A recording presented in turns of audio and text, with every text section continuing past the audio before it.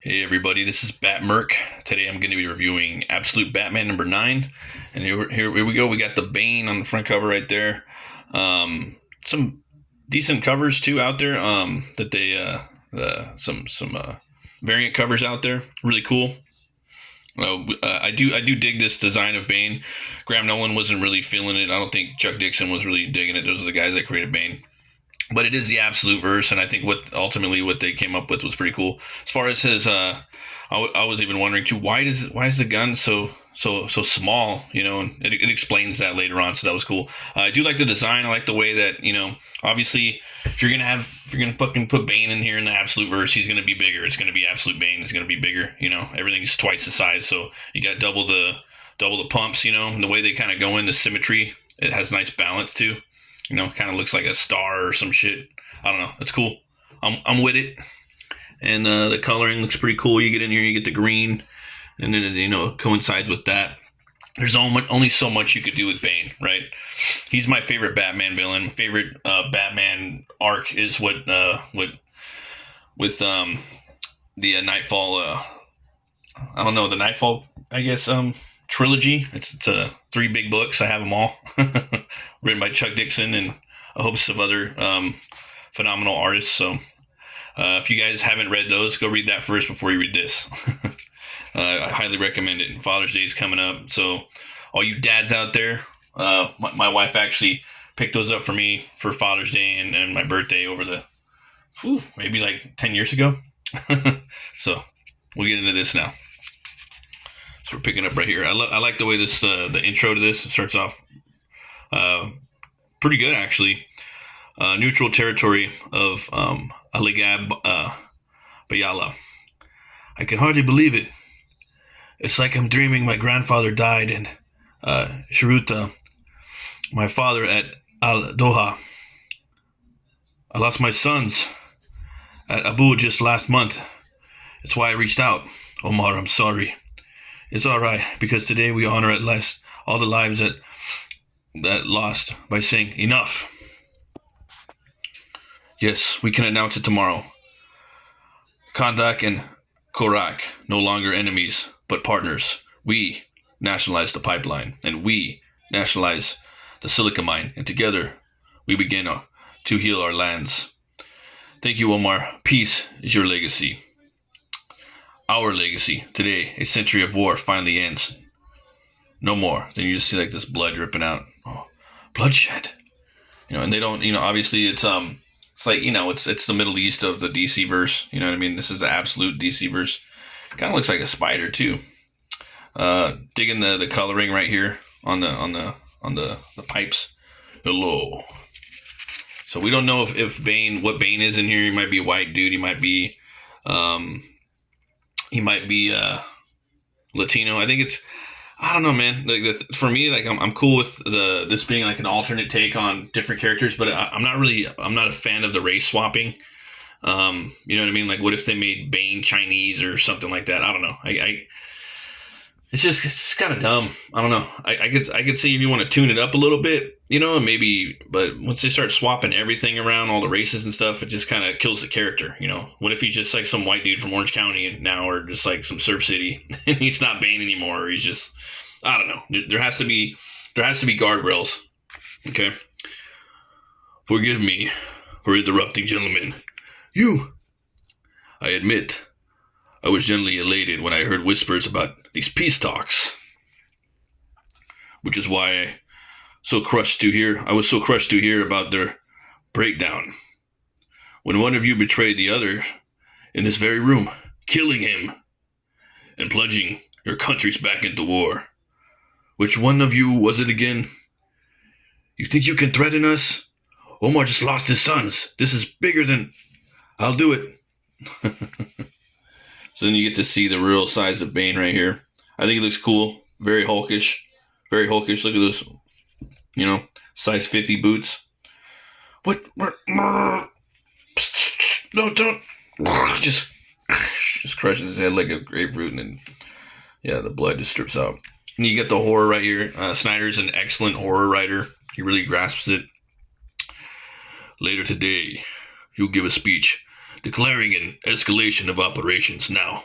My employers, they know this might be difficult for you to accept, but they really believe in your leadership skills, Omar, as I do. After all, as students of history, you and I both know there's no real legacy in treaties. In fact, one of our favorite quotes comes from an ancient king from this valley, Sargon of the Arcadian Empire, 23rd century BC. Peace, he said, is the pretty pictures we draw over the ever-warring stars. Beautiful, isn't it? Feel free to use that in your speech today. Forgive me, I have to take this. Gotham City, I'm on my way. So that's a pretty cool way to introduce the character. And the story's called Abomination. I don't know if this is a troll because Graham Nolan, the co-creator of Bane, called it an abomination, the design. He didn't like it, which is understandable. If I had a character and someone redesigned it and I wasn't really feeling it, there's that. But then you see Bane in there, so you're like, oh, okay, I kind of see what they're doing here, and you can see the veins and whatnot. So then you jump forward right here. Loving the panel work right here. This part of the story, you have Alfred, I believe, and basically talking about what's going on. He was supposed to lay low, and in that time, Batman has been waging a constant war on Gotham City, Gotham's underworld. I wanted to tell him stop, but I returned from my trip to SIS Vauxhall to find him acting like a man possessed. His friend Waylon Jones has been missing for 2 weeks, but I know better. What's left of the Maronis, the Falcones, no one is spared. Last night he took down so many of their people that the hospital actually ran out of ambulances. So you get all the different shots, bones are breaking, fists are coming. Incoming! At which point, they started using ride shares until they ran out of those too. There was even a story about one intrepid EMT ferrying the injured to the ER in the rickshaw. More incoming. Fucking Batman. So, and if you look right here, Snyder's sneaky. Look at that. Dun, dun, dun, dun, dun, dun. So what's he going to do with that guy, right? Last night, I finally asked him, kid, where are you? What are you going to do when you run out of enemies? Harvey says it's temporary, state of emergency measures, but every day the force adds some new armored... Hey, Dad, let me call you back. About to eat dinner before my second shift. Officer Gordon. Bzz, bzz. Officer Gordon. Down on the ground. I need your help. That's cool right there. It's a nice shot. So I don't know, man. Like, again, they're doing like the race swap, and at this point it's like it's just like I got the like the redhead fatigue, race swap fatigue, you know what I mean? Like it's always redhead, switch to like a black chick or something. Like keep the redhead or switch it to an Asian chick or something, or I don't know, or no, don't even switch do the race swap. Now I just think it's a troll or it's pandering, So she's a race swap, and then you get Catwoman's a race swap too. So then they're gonna meet up right here. Yo, Batman, I have your. Where is he? Not so fast. First, why? Because he's my friend. No, I figured that. I mean, why me? Because I've seen you in action. You're a good cop. Please, who took him? Apparently us. Then took him where? So now he's working, he's still working with all of his buddies, all of his rogues galleries. He's telling him basically you wanted in on Batman, you guys got Batman. Some of the stuff I'm really digging about the art in here too is it feels like he's really leaning in, or he always has kind of had that Tim Sale vibe and some of the inking and whatnot. I really feel like I notice it a lot more in the art now, or maybe he's going that route too. But yeah. and then they start talking about Arkham Asylum. It was actually on the first island, and they're trying to figure out what Arkham is. And then you have this flashback right here of Bruce and Selina. You know, maybe she's a Latina. I don't know. It's hard to tell, man. But it's just like, well, back in the day, you know, showing them a little flashback. So now they're there. They're in Arkham right now. They're in the site. You all right? Fine. Listen, kid. What is it? I need to go. Nothing. Good luck. Thanks. So you got the ultimate Batmobile, or absolute Batmobile. Cool little, like, epic shots. Calms on. He moves quickly, darting through the maze of waterways. In less than an hour, he's inside the main cave. 30 minutes later, he's at the old shaft. I guide him up, past the bad junctions, the dead ends. Higher,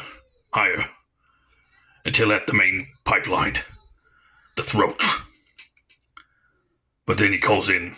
All right, I'm near the entry point. No, that can't be right. Not yet. You're too low. Or you're too low. I like this part right here. You know, he's kind of traveling through the pipe. You know, this is Batman's point of view. So I could see the lights, Pennyworth.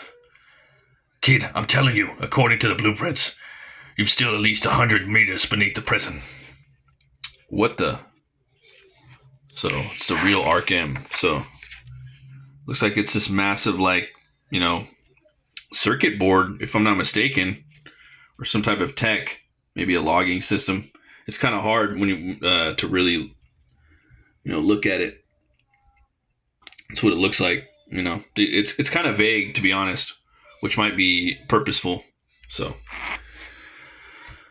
a sudden flash of guilt hits me, and I call him out as he drops in. Bruce, wait! But he can't hear me. Why didn't you say what you really needed to earlier, you old fool? Instead of just good luck. So what if he wouldn't have made it a difference? You still would have warned him. Good shot right there. He's going down. He's got some pictures he's looking at right here, and then you can see the test subject Bane. You know, Bane's going down there, and then he comes upon this. It's almost like it's just like a test subject place, but I don't know, man. It's just kind of hard to really tell in some degree. I think that I don't know, man. Maybe it could have been a little bit more 3D. Maybe the shapes could have popped out a little bit more with a little bit different lighting. It's kind of hard to tell. It just looks like it's like a flat circuit board. Like I'd want to see maybe more hallways, you know, buildings and things like that. If it's actually, I don't know, an actual building down there, which it is. It looks like. Damn it, Pennyworth, come in. I don't know what I'm looking at anymore. That moment you look at it in the face, it looks back. Like coming face to face with something ancient beats, crawling up through time. And God, maybe the only God. Pennyworth, are you there? For the first time, I hear fear in his voice. No, I'm not there. No, not there. No one is ever there. With you in this moment, you're alone. You. And the monster. So it looks like Alfred fucking kind of led him down a dirty path, man. It looks like Alfred knows about Bane, you know? Alfred's a real piece of shit in this book, man. Real fucking piece of work. Hello. Just kicks him right in the face. Go on. It's okay. I will say I think Snyder did a great job of writing this Bane character. I love the confidence. It's really cool. Throws his hooks. You can advance now. Throwing the punch. There's gonna be some spoilers. Just to let you guys know, I'm gonna just spoil this book. Muay Thai, nice. Ping. It's all right. Focus. You have another arm. Sentokan. Smart. Boom. Just punching him right in the gut. Those ones hurt the most. If you guys ever taken a punch to the gut, man, I'd rather someone just break my nose because sometimes that shit hurts. Look at me. Hey, Abir. That's right. You still got your legs. Fuck you. Thwip. Savat. Impressive. Whack. It's got the blood flowing. So I'm going to leave it right there. I will say that, definitely that, you will find out why the infamous big hands are bigger than the gun right here, you know? I haven't seen other artists draw it since, and the gun is bigger on like the variant cover. It kind of coincides with his hand, but I don't want to spoil it. You guys go pick up the book, you read it. It's $5, you know, get in there type shit. Check it out. If you don't want to buy this book, go buy some other comic books. Go to the comic book store. Go pick up Hush. There's a bunch of Batman books if you guys don't like this one. I will say it's pretty fun. I do want to see where the story goes. I want to see the Joker. I can't wait to see how that plays out. I'm still on for the ride. And again, yeah, this Bane's cool. I almost forgot to say, with the Injustice game, you could design so many different versions of Bane on that game. Like there's literally, I think, limitless versions that you can create of Bane on there. So I remember when I had a story for you know, like a fanfic of Bane where he becomes Batman, and yeah, they did that in the story too, man. And I always think it's cool.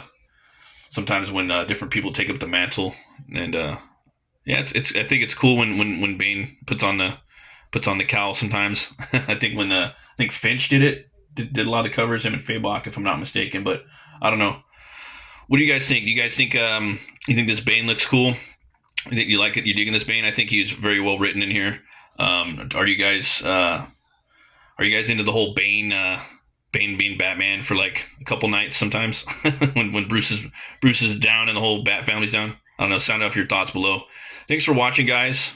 I definitely give this book 2 horns way up. As always, remember to be bold, be brave, and roll the bones to know your role. I'll see you guys next time. Keep it fucking metal.